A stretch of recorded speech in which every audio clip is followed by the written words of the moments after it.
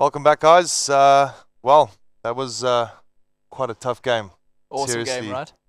very, very good final. On the panel, we've got the two captains of the final.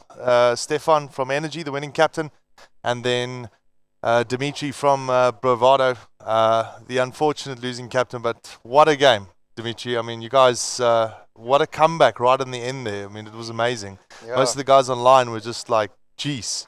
yeah, I think we were 15-7 down on train, and then we thought, I think 15-6, sorry, and we thought like we had full equipment, full resources, full guns. We got the gun power, and we thought train CTs like our map, our one side we can literally lock down.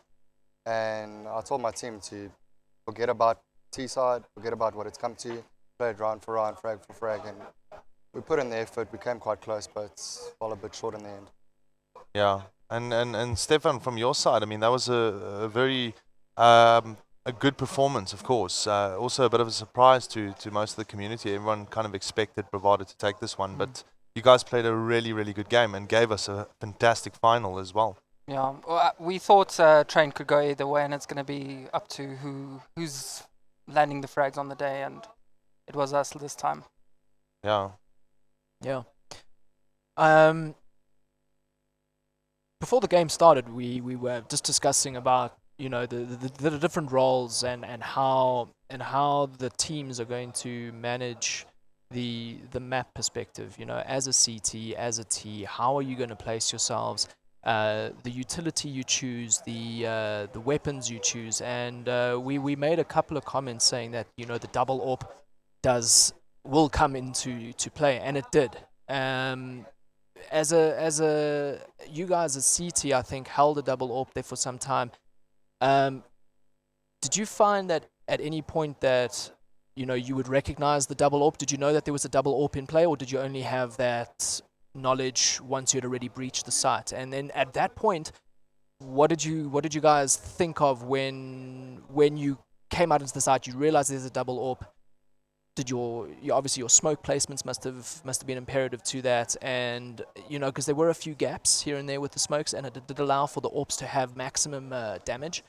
How did you guys react to that when you noticed that sort of play? Well, in general, like, we're pretty aware that Energy can double AWP. They have that gun power, they have a good secondary AWPer. So it's never going to just be a 4-1. If they need to, they'll bring that out. So we are aware of that.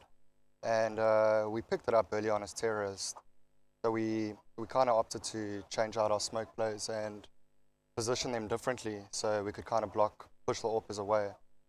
We were getting through at times, but I think more of our post plants and just before post plants, they were just getting the better of us most of the day, and especially on train.